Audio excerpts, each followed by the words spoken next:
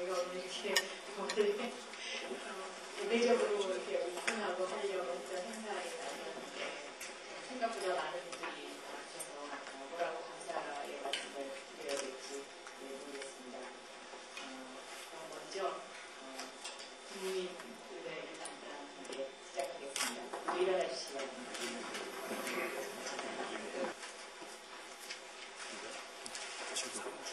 바로 이하 행사는 생략하도록 하겠습니다. 네, 오늘 이 정치 현실과의 대화 프로그램 1번 정치 현실에 대한 의견 동안 주제는 2007년 대선 우리가 할 일은 무엇인가 주제로 오늘 여러분들이 모셨습니다. 올해 다보스 포럼에서 독일 총리 앙겔라 메르켈이 이런 이야기를 했습니다. 빨리 가려면 혼자서, 멀리 가려면 함께 가야 한다. 아마도 오늘 여기 오신 분들은 멀리 함께 할 수 있는 방법이 무엇인가를 보다 진지하게 토론하기 위해서 모이신 분들이라고 생각합니다. 오늘 그 행사의 발제는 민주당의 김종인 의원이 해주시겠습니다. 그리고 이어서 참석하신 의원님들이 약 3분가량 2007년 대선을 앞두고 우리가 할 일은 과연 무엇인지에 대한 의견을 개진할 순서로 이렇게 진행을 하겠습니다. 당초에는 그 김종인 의원님 발제 부분만 공개로 하고 보다 진지한 토론을 위해서 그 이후는 비공개로 하자 의견이 많이 있었습니다만은 그 방송사에서 그래도 한 각 당의 대표 되시는 의원분 한 분씩 정도는 좀 공개를 해주셔야 좀 취재에 도움이 되겠다라는 말씀이 있으셔서 김종인 의원님 발제 이후에 열린우리의 성병렬 의견 개진이 있으시고요. 다음에 이런 말씀드리기 굉장히 안타깝습니다만 무소속의 최재천 의원의 발제까지 공개하고 그 이후는 비공개로 진행을 한 후에 방이 또 하나 생겼잖아.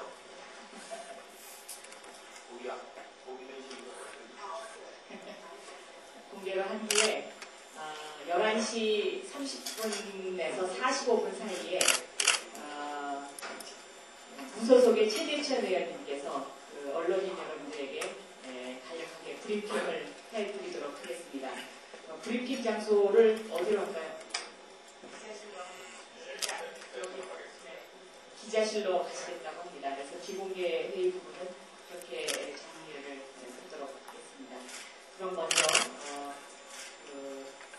민주당의 타선 의원이신 김종인 의원님의 오늘 정치 현실에 대한 의견 또한 2007년 대선 우리가 할 일은 무엇인가에 대한 발제가 있으시겠습니다. 박수로 환영해 주시기 바랍니다.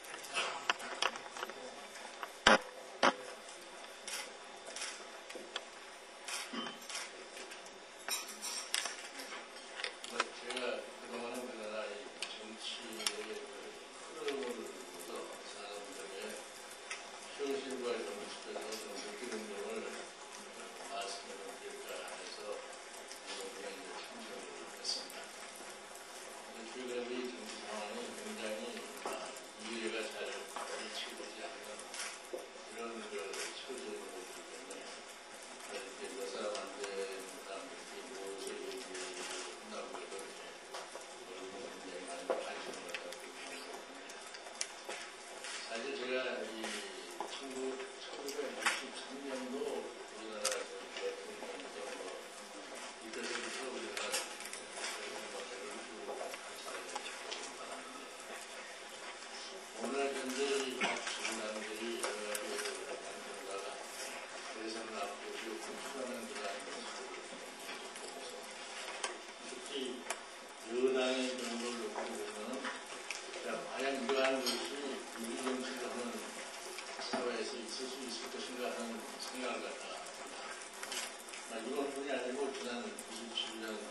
2006년 대선 때 참 한국 정치의 기이한 현상이 생겼다는 생각을 했는데, 우리가 이제 1963년에 당시에 5.16 공명 이후에 최고의 정부가 윤석열을 앞두고서 정당 활동으로 그다음에 이제 대구 후보들을 내세운 여당에서는 박정희 후보가 거의 국정기획 상태였고 야당에서 대구 후보가 몇 사람이 있어가지고 어떻게 강력한 여당에 대해서 야당이 힘을 합쳐서 야당 후보 단일화하는 것이 이루어지겠는가 하는 그 관계가 제가 처음부터 잘 지켜봤습니다. 그러고서 이제 그 다음에 67년 대통령선거에서도 또 야당 후보 단일화라고 해서 처음 모습을 봤습니다. 그럼 여당이 막강하니까 야당이 힘을 얻어서 여당과 상대를 위해서 단일 후보를 갖다 한다는 건 상식적으로 우리가 이해를 했는데 2000년에 와서 보니까 여당이 어떻게 힘이 없고 야당이 너무 과감하니까 여당 후보 단일화라고 하는 기이한 그런 형태를 갖다 겪어봤습니다. 그래서 결국은 여당이 단일화를 해가지고서 대통령 선거에 승리를 했다 이런 식으로 결과가 나타나는 상황인데 지금 2007년 대선을 앞두고 나타나는 상황을 보니까 여당은 과연 대통령 후보를 낼 수 있을 것인가 하는 정도로 아주 허약한 상태에 빠진 겁니다. 그럼 왜 이런 상태가 준비가 되느냐? 이게 뭐냐면 그동안에 우리가 민주화도 거치고 대통령 직설제를 거치고 그런 과정에서 경제주의와 동시에 발전하는 과정에서 일반 유권자들의 행태가 무지하게 많이 변했습니다. 그런데 우리 정치권이라고 하는 것은 어떤 태도를 취하냐면 유권자의 행태의 변화는 별개의 상황보다가 정치가 따라오고 있어요. 그리고 지금도 보면 역시 형태를 비슷한 것 같습니다. 상당히 그 부모적인 성향의 목소리만 들릴 뿐이지 별로 현대 민주화를 일고 이 산업화에 누리는 나라에서 나타나는 그러한 선거의 모습이라는 것은 아직도 발견하기가 굉장히 어려운 것 같습니다. 여기에서 이거를 제대로 보호하지 못하는 정당이라고 하는 것은 결코 성공할 수 없다는 것을 저는 확신을 못합니다. 그러면 오늘날 이 여권이 왜 이렇게 참 지지부진해져가지고서 야권의 부정을 갖다가지고 명확한 대통령 후보로 부각되는 사람이 없이 이런 상황에 처해졌다. 이거를 사실은 우리가 굉장히 심각하게 논의를 하고 있어요. 그러니까 정부나 정당이 국민의 의사와 관계없이 내 멋대로 나는 하는 고만이다 하는 이런 식으로 가는 정부나 정당은 어느 예를 봐도 성공하는 나라를 보여주고 있습니다. 그럼 그것을 가장 잘 읽을 수 있는 것이 뭐냐는 것 같으면 일반 국민들이 평소에 가만히 있다가 표출하는 예산 표출하는 것이 선거인데 선거를 하고도 선거 결과에 대해서 별로 의미를 부여하지 않는 정권이나 정당 그게 과연 성공하기를 갈 수 있겠다. 여러분들이 우리나라 짧은 역사에서 보고 보면 1978년도에 우리가 10대 국회의원 선거에서 여당이 실질적인 패배를 했습니다.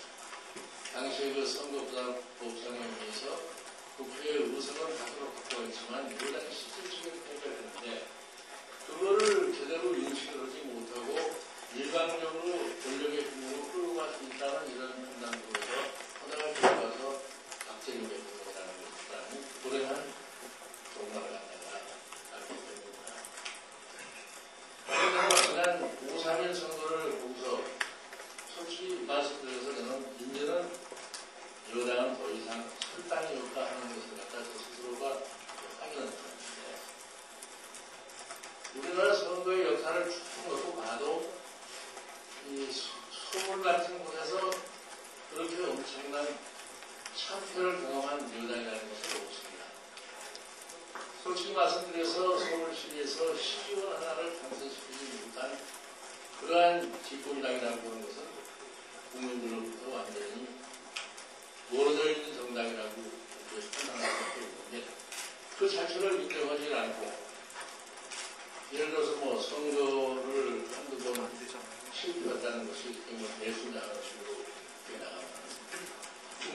민주사와 전혀 반하는 이제 실책을 할 수밖에 없는데, 그러고도 정권이 민주사회에서 과연 안정적인 기반을 구축했습니다. 그런 기반을 절대로 뭐 아무리 제주를 보내도 구축할 수 없다고 생각합니다. 그러니까 자연적으로 동요할 수가 없고, 다음에 이제 얼마 안 남은 1년도 채 안 남은 대통령 선거를 앞두고 과연 재집권이 가능할 수 있겠냐, 이런 지금 상황에 놓여 있기 때문에 제가 보기에 민주당이 그간에 상당한 동요를 일으키는 거라고 저는 생각합니다. 그래도 우리가 보편적으로 생각을 할 적에 지금 흔히 거론되고 있는 상황이 어떤 상황이냐 할 수 없으면 그건 통합이라는 말을 줄여서 쓰는 거예요. 예를 들어서 지금 열린당으로 내일 전당대회를 앞두고서 뭐 전당대회가 끝나면 통합신당을 한다고, 또 우리 민주당의 경우에도 뭐 중도 개혁을 위한 통합을 갖다가 추진하겠다고. 그리고 이런데 여기에 대한 그 실질적인 통합의 의미를 갖다가 한번 냉정하게 생각을 해봐요.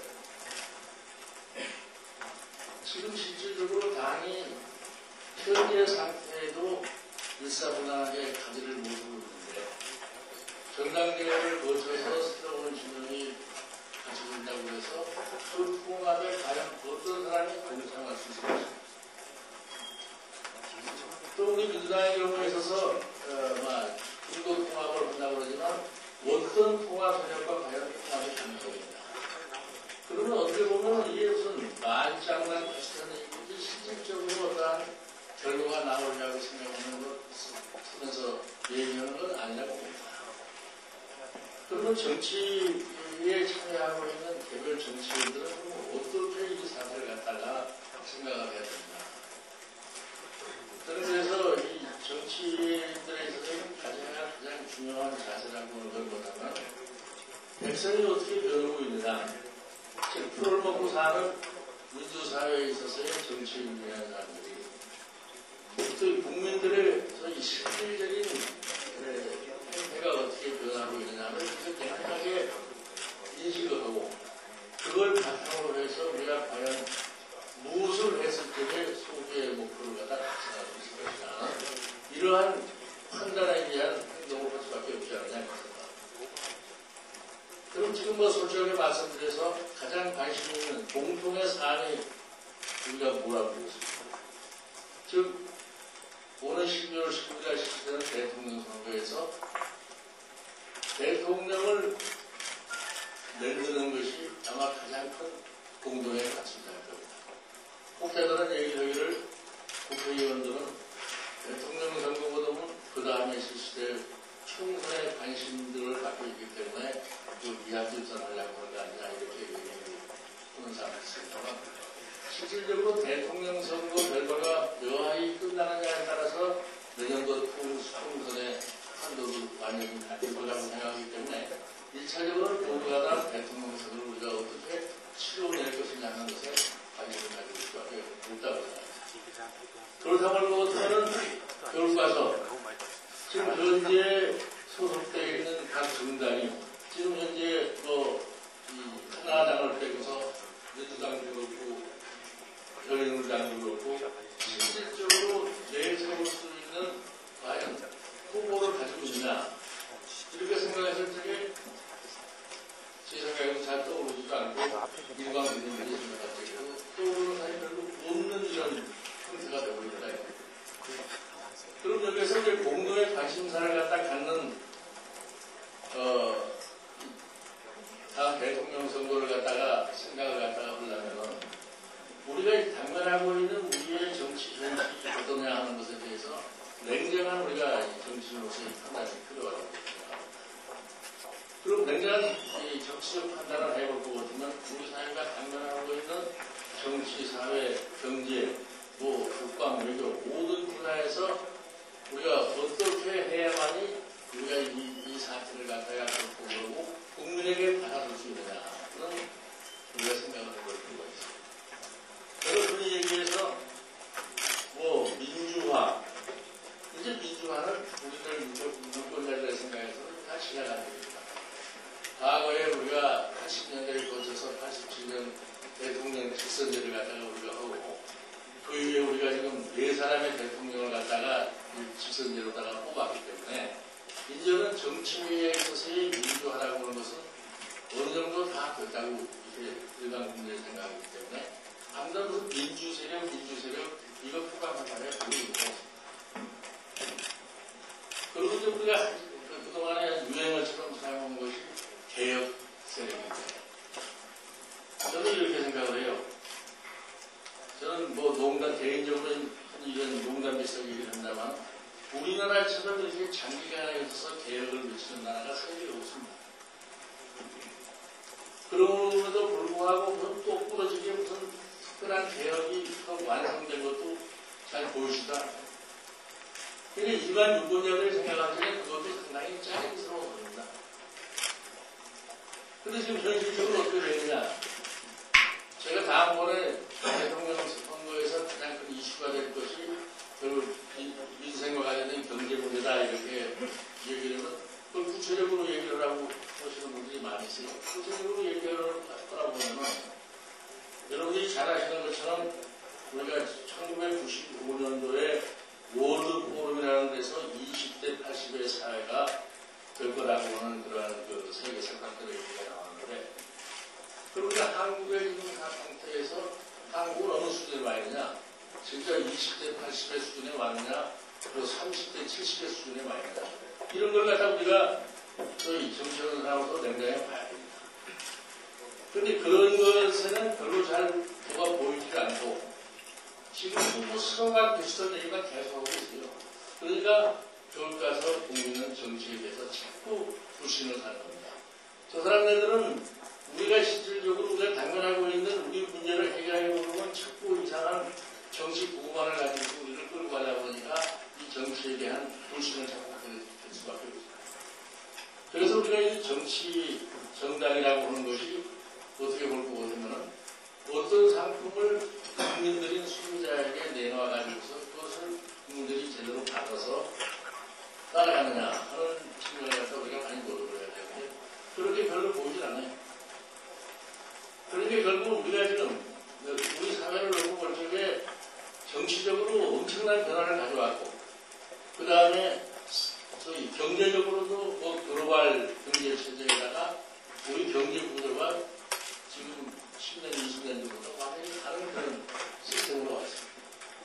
그리고 사회는 굉장히 긴장 속에 사로잡혀 있고 우리 뭐 외교안보를 보고 보시면 한반도가 앞으로 일본과 중국 이런 틈바구니에서 남북관계가 어떻게 변화가 될 것이라고 하는 것에 대한 그러한 확고한 좌표도 잘 보이질 않아요. 이런 거를 우리가 수렴할 수 있는 그러한 저런 정치 세력이 지금 다시 떠나야 되지 않느냐 하는 이런 생각은 참 과거와 같은 생각에서 뭐 경제 문제가 있다 보니까 어떤 사람들은 무슨 박정희 대통령 시대의 경제에 대한 향수를 가지고 그런 식으로 경제를 한번 끌어보겠다고 그 선거에 임하는 분들도 계세요. 그러나 지금은 박정희 대통령 시기의 경제로 생각하면 경제가 오히려 더 올라가는 그러한 상태에 처해 있는 나라입니다. 이래서 우리가 실질적으로 우리 사회의 다각 분야에 있어서 변화되는 것을 인식하고 그와 동시에 국민들의 이 변화를 갖다가 제대로 끌어안을 수 있는 그러한 정치 세력이 이런 필연이 불가피할 수밖에 없다 이렇게 생각합니다. 그래서 제가 지난번에 우리가 대변에서 새로운 정치 세력이 나올 수밖에 없다 하는 이런 말씀을 갖다 드렸는데 그러니까 이 지금 여기 계신 분들이나 뭐 다른 우리 이제 정치인들 제가 가만히 들어보면은 지향하는 목표는 다 달라요.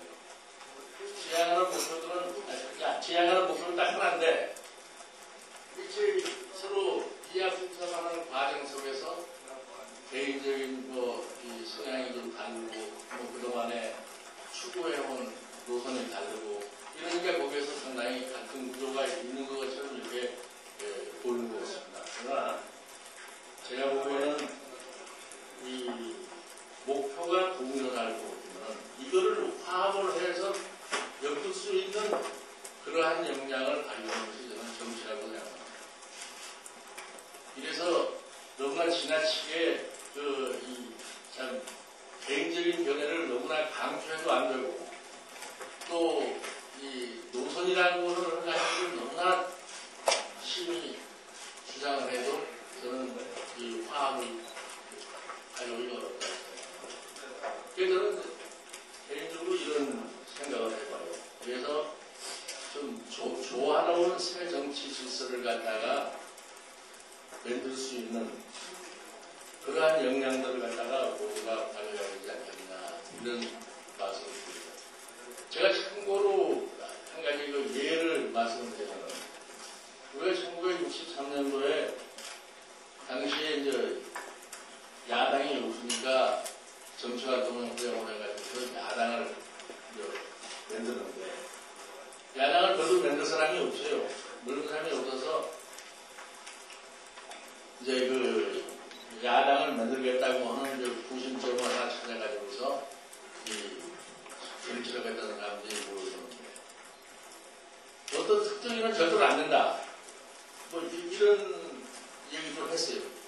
특정인은 절대로 안 된다 이러니까 참 난감한 처지에 들어가서 야 그래도 그거를 규약을 해야지 무슨 거대한 군사정권과 싸울 수 있는 힘이 생길 텐데 그걸 어떻게 빼놓습니다. 그러니까 자꾸 명분이죠. 정치에서 지나치게 명분을 갖다가 내세우면 실리를 절대 찾지를 못합니다. 이래서 명분이라고 하는 것을 어떻게 잘 조화를 이루느냐 이런 게 중요한 것 같아요. 그래서 당시 어떤 분이 하나 정치에 같이 동참을 해서 하기 위해서 참 대한민국 정치인으로 제가 최초의 각서라는 걸 그렇게 하고 목적을 했는데 그래서 그 각서라는 것이 유효하게 작동을 해가지고서 새가 규약이 되는 그런 과정도 봤습니다. 그래서 저는 앞으로 이 새로운 정치 세력을 갖다가 만들려면 새로운 정치 집단이 탄생해야 되고 또 새로운 정치 집단을 탄생하려고 하면 힘이 그래도 어떤 구심점을 찾아가지고서 모아져야 할 텐데 뭐 이런 측면에서 여러 개를 참여하시는 의원님들이 각기 조금씩 생각을 좀 다녀야 할 것 같으면 그러한 것들이 오히려 쉽게 이루어지지 않겠느냐 하는 이런 말씀을 드립니다. 이런 정도로 제 말씀을 마치겠습니다. 네, 감사합니다.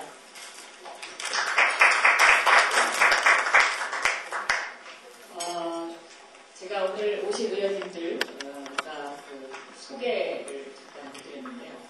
간략하게 소개를 드리겠습니다. 김태홍 의원님 오셨습니다. 네. 이기환 의원님 오셨습니다. 최재천 의원님 오셨습니다. 은은근 의원님 오셨습니다. 김현미 의원님 오셨습니다. 네, 유피로 의원님 오셨습니다. 지병문 의원님 오셨습니다. 이목희 의원님 오셨습니다. 박기춘 의원님 오셨습니다. 성병열 의원님 오셨습니다. 임종인 의원님 오셨습니다. 그리고 지금 민병두 의원님 여기 자리에 계셔주고 저쪽에 나가신 것 같고요. 오상호 의원님 저쪽에 유필 의원님 옆에 앉아 계시다 잠깐 자리에 계셔가신 것 같습니다. 지금 김종인 의원님 말씀 잘 들었습니다. 다음에는 이제 손병열 의원님 말씀하실 차례인데요. 손병열 의원님 말씀 3분가량 간략하게 들으시고요. 그 다음 순서로는 열린우리당의 이목희 의원님께서 얼마 전에 부친상 나가셨는데 또 좀 형님이 지금 많이 아프셔서 형님 모시고 병원에 가셔야 되는 상황이라 한 말씀 하시고 그리고 최재천 의원 말씀하시고 거기까지 공개하도록 하겠습니다. 네, 손병열 의원님 말씀하시죠. 네, 여러분 반갑습니다. 저는 사실 지금 열린우리당 소속인데요.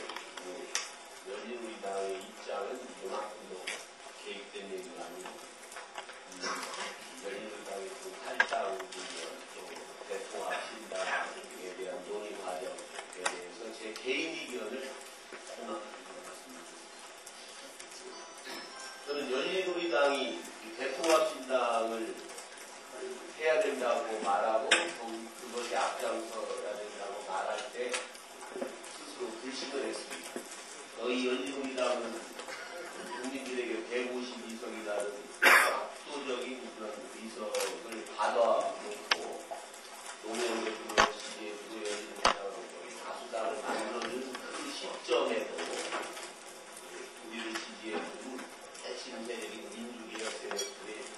지지와 통합을 통해서 국민들로부터 박수를 받으면서 국정을 운영해 오지 못했습니다. 그리고 쉽게 말해서 까먹었죠. 그래서 상당히 힘을 가졌을 때 국민의 지지가 원하는 대로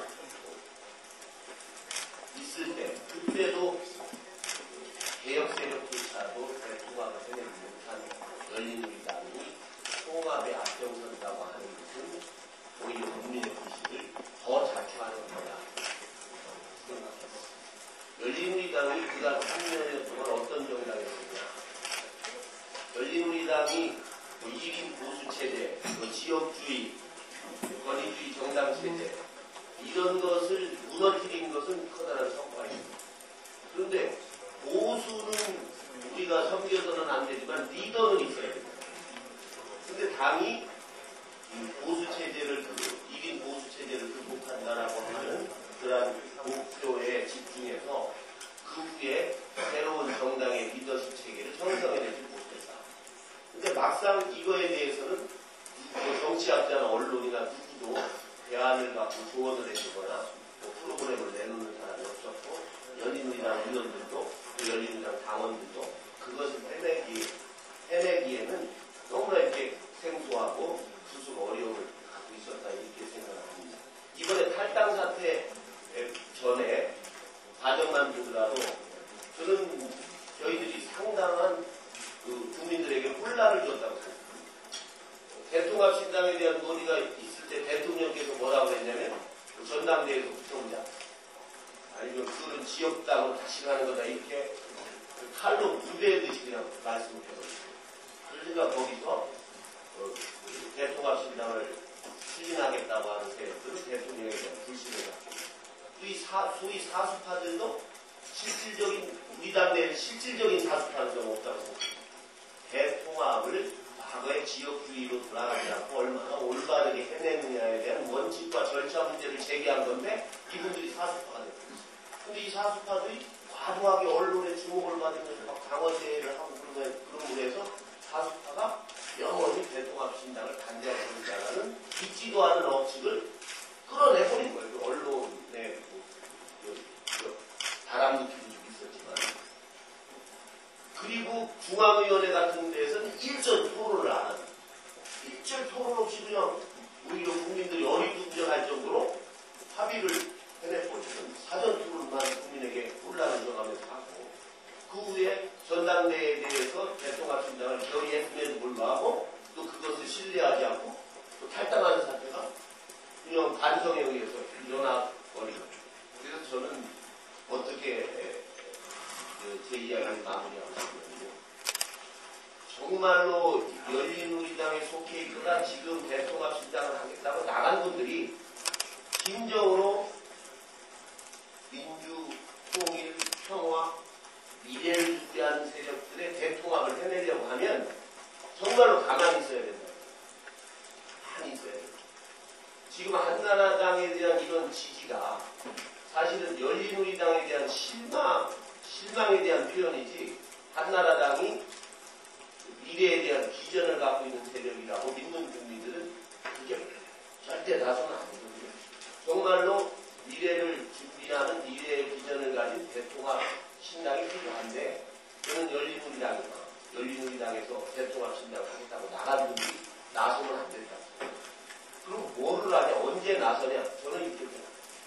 정말로 기존의 정치권 바깥에서 새로운 비전을 안아올 새로운 인사나 정치 세력들에 의해서 대통합신당의 무게중심이 형성될 때 그때 그나마 정치권에서 좀 훈련됐고 정당을 알고 또 그래도 당신들의 역할이 어느 정도 필요하다 이런 요청이 있을 때 그때 참여해서 기능적으로 노력을 해야 됩니다. 그래서 제가 고건씨가 투수하차는 걸 하는 걸 보면서 법령권 단위로라는 말을 써서는 안 된다고 생각했어요.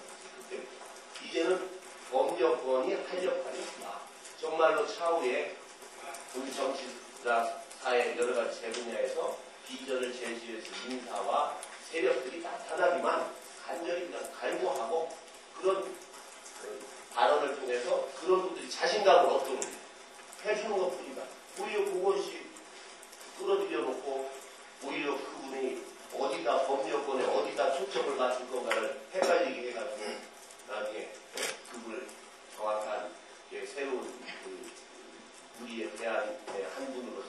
예상하지 못한 그런 과오가 됩니다.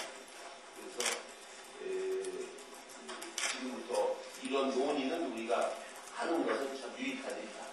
그렇지만 대통합 진단에 있어서 과도하게 기존의 정치개혁들이 공을 세우려고 한다. 그 후에 대통합 진단 이후에 어떤 기득권을 염두에 둔다. 이런 일이 있어서는 절대 안 되겠다. 그래야만이 바깥의 새로운 세력들이 기존 정치권의 과도한 거름도 많이 좀 취하실 수 없지 않습니까? 과도한 주목과 시선과 과도한 역할에 정말 부담을 가는 것이다. 이런 생각을 했습니다. 예, 감사합니다. 지금 성경열 의원님 말씀 중에 정성호 의원님 오셨습니다. 인사하시죠. 네, 다음 이어서 열린우리당의 이목희 의원님 말씀 있으시겠습니다.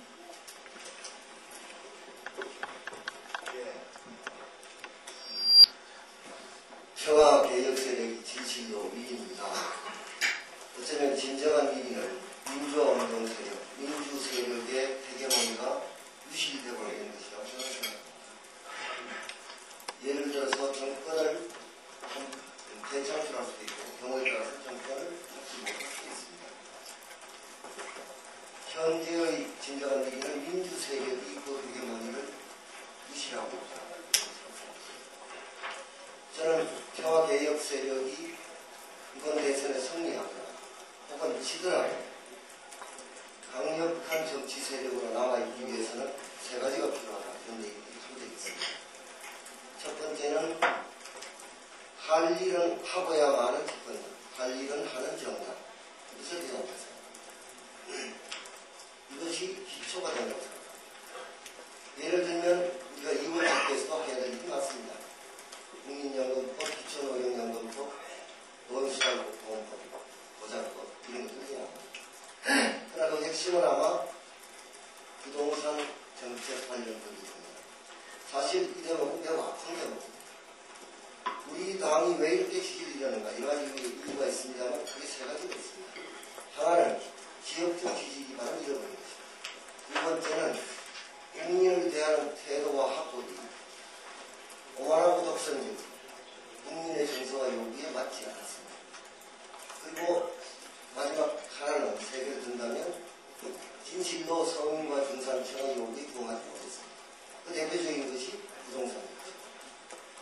지금 국민들이 부동산, 일자리, 교육, 보육, 노령정책 이런 것에서 강력한 요구를 하고 있습니다. 못했습니다. 여기에서 참으로 뼈가 아픈 것은 그러면 그건 정부의 책임이냐? 정부의 책임은 그렇거든요. 그러나 우리 당의 책임도 역시 중요한 것이다.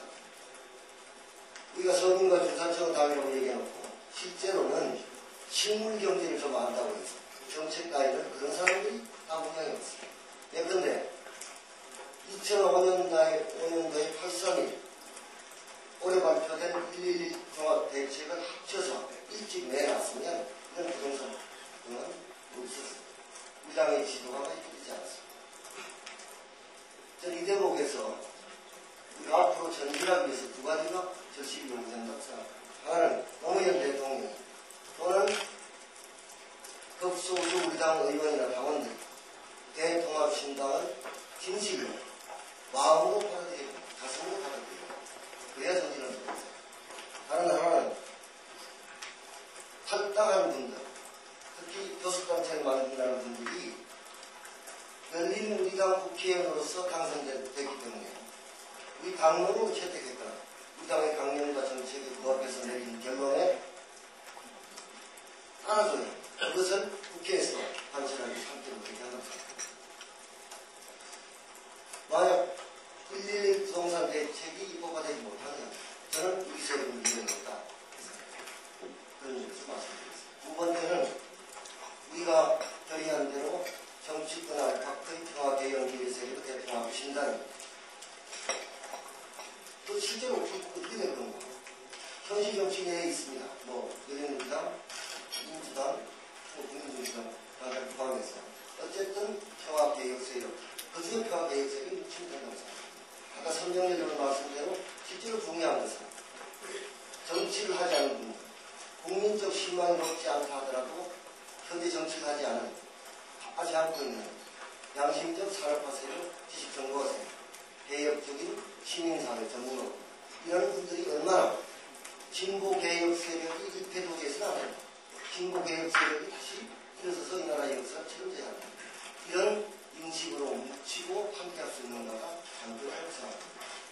이 대목에서 제가 어떤 인터뷰에서 우리 당이 3분 될 거다 그렇게 얘기했더니 많은 분들이 그렇게 되면 안 된다.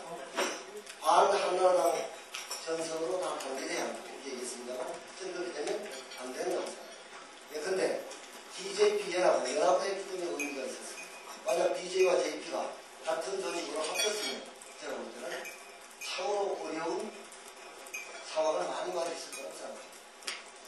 저는 그래서 현재 우리 당을 중심으로 볼 때 두 가지 문제되는 부분이 있습니다. 하나는 우리 당의 정체성에 맞지 않는 보수, 지나친 보수, 수구 이런 분들과 함께할 수 없다고 생각합니다. 왜냐하면 지형이, 인종적 지형이 다른 분들과 제휴, 교육, 연대, 연합, 합작할 수 있지만 같은 조직으로 모이는 것은 옳지 않다 생각합니다. 이것은 지금 열린우리당이 보여왔던 수많은 문제를 다시 보이는 것이 옳다고 생각합니다. 그래서 대선을 막해서 연합할 수 있지만, 선거 연합할 수 있지만 같은 당으로 모이서는 안 된다고 생각합니다. 다른 한쪽에는 이념적으로 좌파적이다. 그렇게 볼 수 없지. 그렇게 절대로 볼 수 없지만 행태적으로 과격한 분들이 있습니다. 행태적으로 국민의 정서와 요구에 전혀 부응하지 않는 못하는 분들이 있습니다. 이런 분들도 역시 그들 이념이 문제가 아니라 행태가 문제인 것입니다. 사실 우리 당의 지지를 많이 잃은 주요한 요인 중에 하나가 우리의 행태입니다. 그런 분들 역시 함께할 수 없다고 생각합니다. 그래서 스펙트럼을 조금 좁힐 필요가 있습니다. 이념적으로 또는 행태적으로. 그럼 어떻게 할 거냐? 나중에 선거에 임박해서 연합하면 되죠. 한나라당 이 정권 잡는 것에 반대하는 사람들이 선거 연합을 하면 되는 거죠. 한 조직으로, 한 당으로 모여서 정치할 필요는 없다. 이 대통합 신당이 만들어지면 구도가 만들어지는 것입니다. 아까 제가 말씀드렸던 할 일은 하는 정당은 기초를 만드는 것입니다.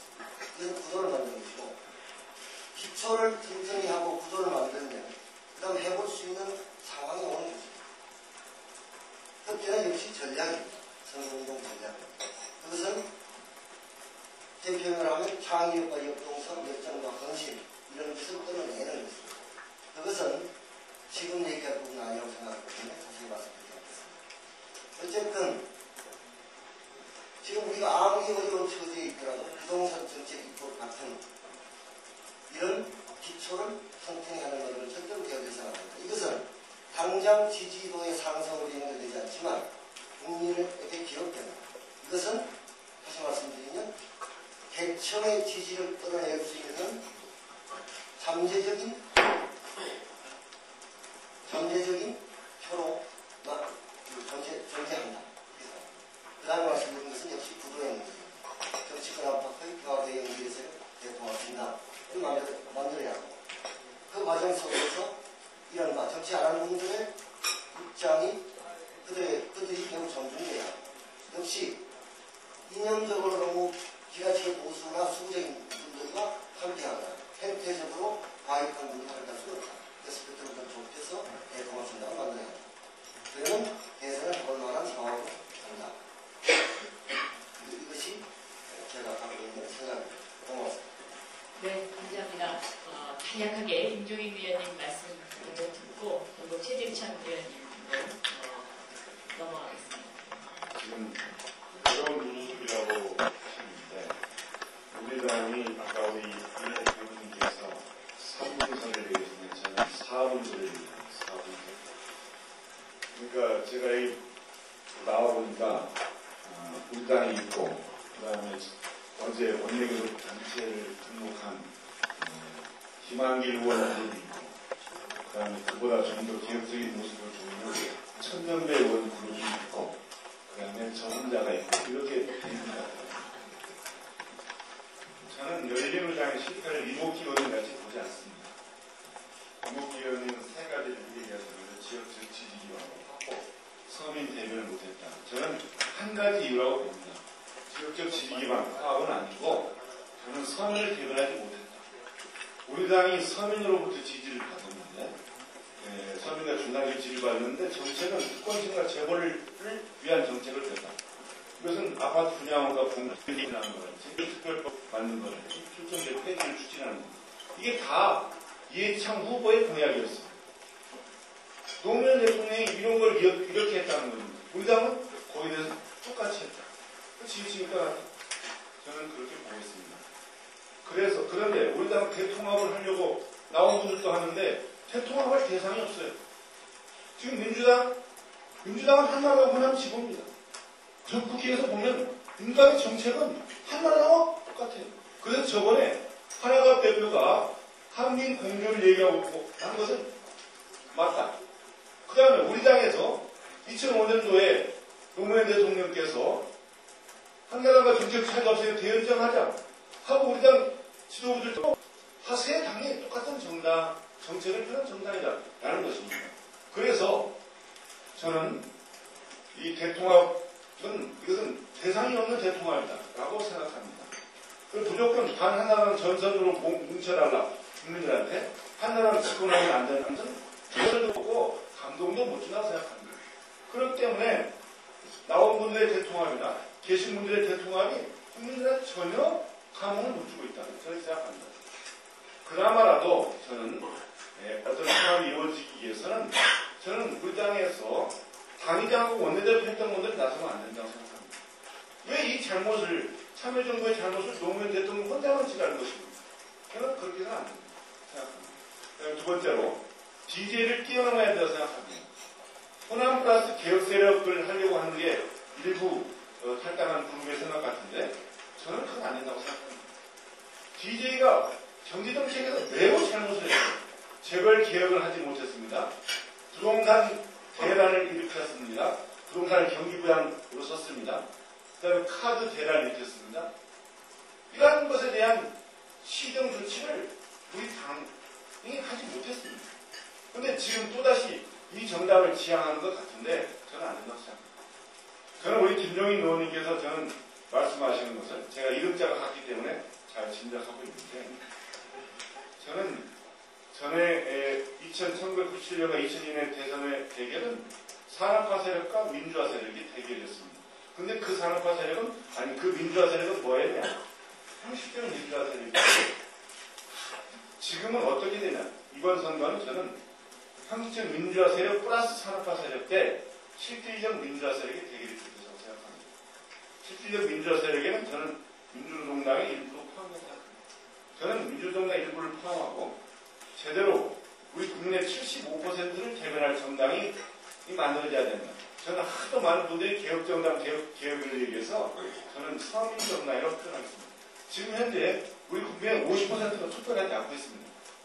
이분들은 정치에서 전혀 기대를 못하고 있어요. 현재 기성 정당에 아무나 기대를 못하고 있고 그리고 현재 투표하는 50% 중에서 25%가 열린민주당이 한나라당 비슷하게 됨으로써 지지할 정당을 잃어버렸다. 민주당도 그렇게 됨으로써 지지할 정당을 잃어버렸다. 그래서 우리 국민 중에 75%가 지지할 정당을 잃어버린 실질적 민주화 세력이라고 생각합니다. 경제적 민주화를 잃어버린 겁니다. 그래서 저는 형식적 민주화 세력과 산업화 세력 때 실질적 민주화 세력이 대결이 될 것이다. 실질적 민주화를 주장하는 정당만이 우리 국민의 감동을 불러일으켜서 한나라당과 한판 승부를 할 것이다. 저는 형식적 민주화 산업화 세력에서 이렇게 합치는 중요한 예가 바로 손학규 씨를 우리 당으로 데려오겠다는 일을 발상입니다. 저는 김종인 의원님께서 이러한 실질적 민주화 세력에 부심이 돼서 이 한나라당 한판 승부를 이끌어 주시기를 부탁드립니다.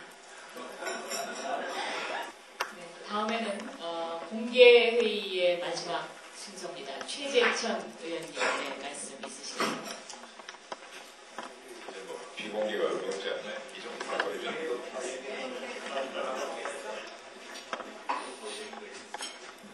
간단히 말씀드리겠습니다. 전반적인 맥락은 비슷합니다. 그리고 김종인 박사님, 김종인 의원님 말씀에 대체적으로 동의하는데 두 가지입니다. 저도 신당 창당이나 대통합 세력이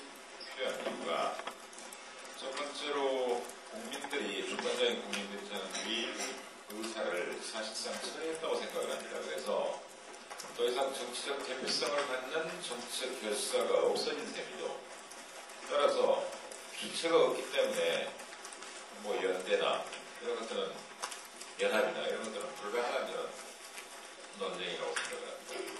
그 다음에 두 번째는 정당의 입장에선 우리가 위임무 사례를 실천하는 데 실패했던 겁니다. 결국 주권자가 투표 행위를 통해서 자신의 주권을 정치적 결산체에게 위임을 하고 정부나 의회는 정책을 법제화하고 예산으로 만들어내고 집행을 해야 되는데 주권자 위임무 사원은 전혀 딴판의 그런 현실적 위반과 집행이 있었다는 겁니다. 그래서 그 이후 대회가 결국은 국민 주권을 현장에서 실천하는 데 실패한 것이 되기 때문에 더 이상 현재의 정치 구도는 대단히 취약하고 존재 가치가 희박하다 이렇게 말씀드릴 수 있습니다. 뭐 대안은 간단합니다. 결국은 주권자 의사를 실천하는 방법으로 정책 중심으로 가야 되겠죠. 그리고 이 시대의 최고의 문제라고 할 수 있는 양극화에서 여기에 우리가 전념할 수 있는 그런 정책적 대안이 필요하고 법률가의 입장에서는 지금까지 자유권적 사고에서 벗어나서 사회경제적 기본권을 강화시키는 그런 정책과 실천이 필요할 때라고 생각을 합니다.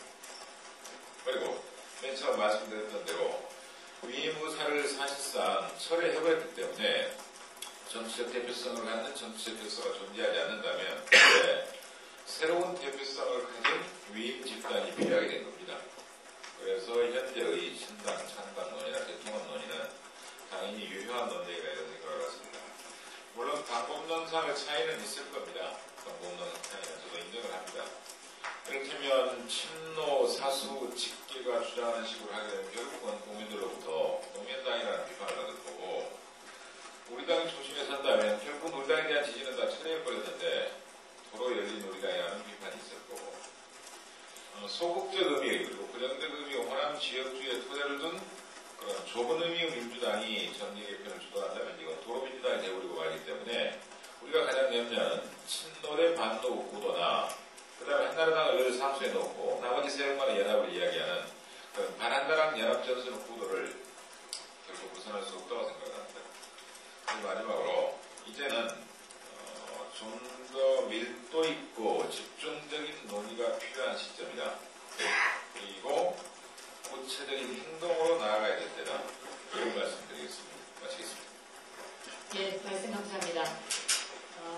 또 공개적으로 말씀하실 의원님 계세요? 네. 저는 열린우당이 극복해야 된다. 여러분들 아마 다 공감을 하시고 동의하실 거라고 보는데요. 근데 극복의 그 해법이 저는 지금 곧바로 통합, 아까 최대통령 반남당이라는 그런 통합, 민주개혁, 평화복지, 중도개혁 등등의 어떤 애매모호한 추상적 개념들로 통합하겠다라고 하는데 너무 잘못된 것이라는 생각입니다. 그건 또 다른 열린우당의 실패를 재생산하는 거고 확대 재생산하는 것이다. 그리고 그건 성공을 할 수 없고 또 필연적으로 실패할 수 없다고 생각되고요. 먼저 중요한 것은 그 방향성과 원칙과 그런 것들을 세우고 그러고 난 다음에 통합 논의가 이루어져야 되는데 지금 논의는 소위 말해서 최근에 집단적으로 탈당하신 분들 보면 섞여 있습니다. 그 중에 보면은 도대체 저분들이 어떤 방향성을 가지고 있는지 국민들이 알 수가 없어요. 같은 동료 의원인 저 자신도 알 수가 없는데 국민들이 알 수가 있겠는가. 그래서 저는 무엇보다도 사실은 일찍이 해야 되겠지만 치열한 내부의 노선투쟁이 좀 있어야 되겠다. 그래서 정렬 작업이 각자의 그런 색깔들에 따른 정렬 작업이 솔직히 있어야 되겠다. 그런데 지금은 그런 치열한 노선투쟁과 정렬 작업이 생략된 채 그냥 숫자 계산만 하고 있는 것이다. 그러니까 결코 국민들은 거기에 아예 감동은커녕 관심도 보여주지 않고 있다는 생각이고요. 결론적으로 말씀드리면 정치 서비스의 고객이고 소비자인 유권자들에게 과연 우리가 어떤 상품인가라는 것을 보여드려야 되는데 그러기 위해서는 정말로 다들 대한민국 미래 발전 전략에 대해서 국민들이 하는데 열린우당에서 겪어보셨지만 다릅니다. 분명히 같이 할 수가 없습니다. 같은 상품이 아닌데 섞여 있어서 그냥 도대체 알 수가 없어요. 국민들로서는 혼란스럽고 구매하는 입장에서 사과도 있고 감도 있고 자두도 있고 해서 통틀어 살 수가 없어요. 그런 작품을 가지고 사달라고 구해봤자 살 사람들은 없다고 생각됩니다. 그래서 좀 모든 통합 작업 이전에 솔직히 우리 노선 투쟁이라고 해서 좀 죄송합니다만 하여튼 치열한 그런 정렬 작업을 좀 해서 거기에 따라서 같이 할 수 있으면 뭘 같이 할 수 있는지 그거를 가지고 공통점을 찾고 그리고 도저히 같이 할 수 없으면 유쾌한 결결을 해야 된다. 지금처럼 서로 막 이렇게 비난전에 할 것이 아니고 이렇게 섞여서 이렇게 나눠지니까 욕밖에 더 나올 수 있겠습니까? 그래서 우리의 여건에 정리정돈이 좀 필요하다. 그래서 그걸 먼저 통합하기 전에 좀 치열하게 내용이 있어주면 좋겠고 다음에 통합 또 안 되면 연대 이런 작업을 거쳐서 해야만 대한민국 정치 발전에 우리가 기여하는 거고 그걸 통해서 집권이나 선거에서도 승리도 장담할 수 있다는 게 제 생각입니다. 이상입니다. 네, 감사합니다. 그러면 지금부터는 비공개로 대선을 위해서 할 일이 아닌가 이렇게 생각이 듭니다. 멀리 가고 함께 가기 위해서 보이시는 오늘 의원님들과 함께 지금부터는 좀 솔직하게 진지하게